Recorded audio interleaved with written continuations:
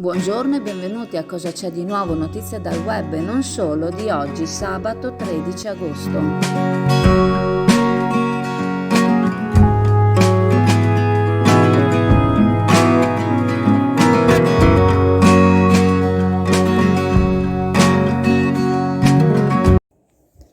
Nel pomeriggio i vigili del fuoco hanno dovuto operare in una situazione delicata e particolare.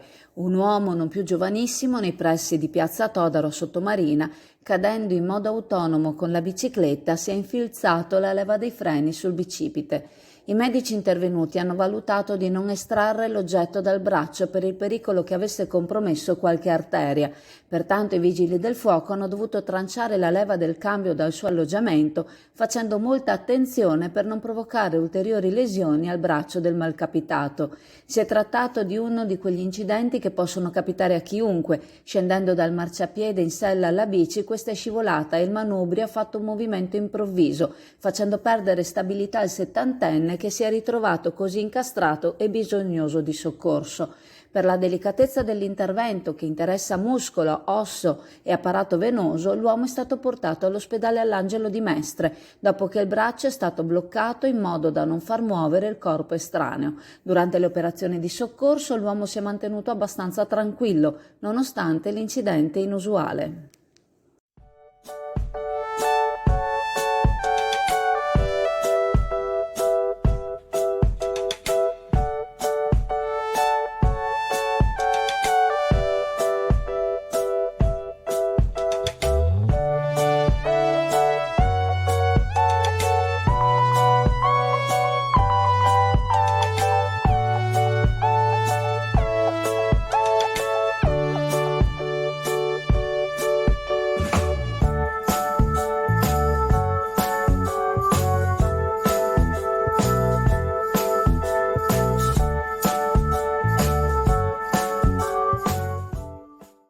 Le acque del Veneto si aggiudicano la promozione da parte di Goletta Verde. Questo è il miglior riconoscimento per una destinazione turistica che come priorità ha la sostenibilità ambientale. Il riconoscimento di Goletta Verde attesta l'attenzione verso la salvaguardia dell'ambiente, lo stato di conservazione del territorio, la pulizia e la gestione ambientale, un certificato di eccellenza per la nostra regione. Lo afferma il presidente della Regione Veneto Luca Zaia leggendo i risultati complessivi delle due campagne itineranti di Lega Ambiente realizzate da Goletta Verde e da Goletta dei Laghi 2022.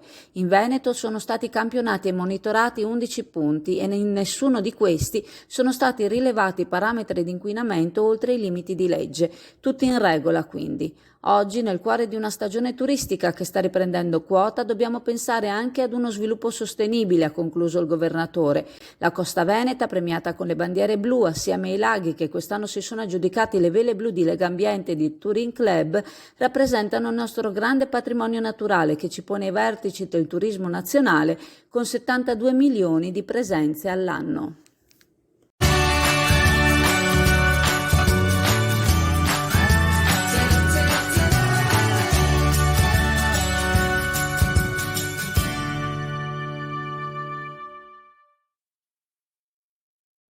La Direzione di Prevenzione dell'Area Sanità e Sociale della Regione ha diffuso il nuovo bollettino sulla sorveglianza delle arbovirosi, in cui si ha un quadro delle principali infezioni trasmesse attraverso la puntura di zanzare e di zecche.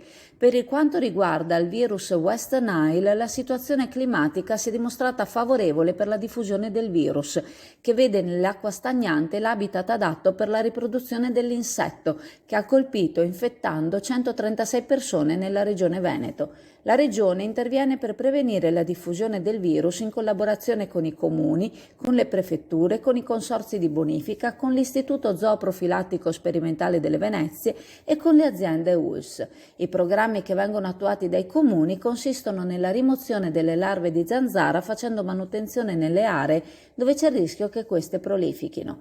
Le ULSS controllano che i comuni aderiscano al programma di prevenzione e che mettano in atto le misure necessarie. L'Ufficio Ecologia di di Chioggia mette a disposizione una tavoletta di larvicida per chi ne fa richiesta alla mail ecologia@chioggia.org per fare disinfestazione delle aree private. Nelle aree pubbliche la manutenzione spetta allo stesso comune. L'effetto dell'larvicida dura per 4 settimane o fino alla prima pioggia copiosa. Allora, siamo alla CAM, questa questa bestia che vedete è una ragosta da 3 kg, questo solo per mostrarvi una parte della commercializzazione che c'è la CAM, che è praticamente il primo in Italia sia come quantità sia come qualità. Ci sono tantissime varietà di crostacei da tutte le parti del mondo, quindi quando noi vi mostriamo lo spot, quello del negozio, della vetrina, la vetrina è solo una piccola parte del fatturato qui della CAM, che è una delle aziende del pesce più grande, non solo di Chioggia ma praticamente dell'intero territorio nazionale. La situazione viabilità in centro storico si sta dimostrando critica. La presenza continua di auto, camion, furgoni e moto, anche quando il centro storico si trova nell'orario in cui il traffico dovrebbe essere limitato, dimostra che ora la situazione è fuori controllo e serve un giro di vite per dare un limite a chi i limiti se li è tolti da solo e si disinteressa del divieto di accesso facendo quello che gli comoda.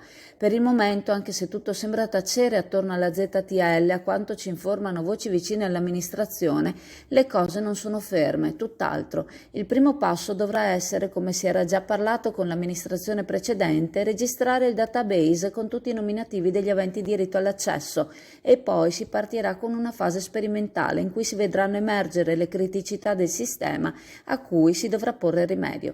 Ci sarà quindi un periodo di transito che dovrà durare qualche mese e, come circa 6 mesi erano stati previsti ancora a suo tempo, con probabilità si andrà alla prossima primavera per avere una situazione definitiva.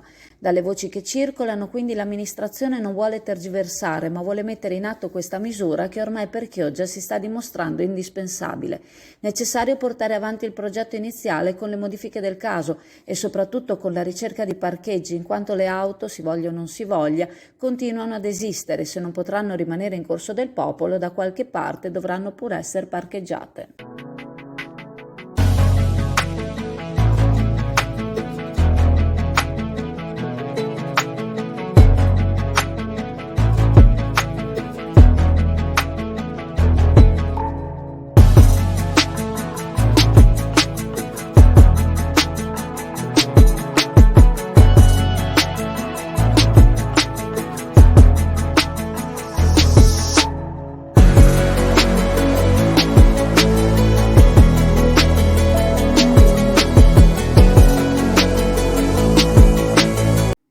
I lavori per il completamento del parcheggio Padova sono stati ultimati, potranno sostare le vetture ma non i camper. Il parcheggio si trova dietro il Cursal, il lungomare Adriatico a Sottomarina, in un'area di 4.000 metri quadri ombreggiata da alberi ad alto fusto. Trovano posto qui 80 stalli, 4 dei quali sono riservati a disabili. Il parcheggio sarà aperto H24. Il pagamento della sosta avviene tramite parcometro, che oltre alle monete permette il pagamento anche con carta di credito. Inoltre è possibile pagare anche tramite smartphone con l'app My Cicero, attiva sui parcheggi comunali, che semplifica il pagamento dei soli minuti effettivi di sosta. È previsto il rilascio di abbonamenti a residenti o alle strutture convenzionate presentando richiesta presso gli uffici di SST. 2 saranno le fasce principali, una estiva da inizio maggio a fine settembre e una invernale. Quella estiva prevede una tariffa oraria di 1,5 €, quella invernale di 50 centesimi. Cambiano le tariffe giornaliere e i prezzi degli abbonamenti per i residenti e i lavoratori, per i quali saranno 40 al massimo i posti messi a disposizione. 40 saranno anche i posti messi a disposizione per i convenzionati, che manterranno la stessa tariffa per tutto l'anno.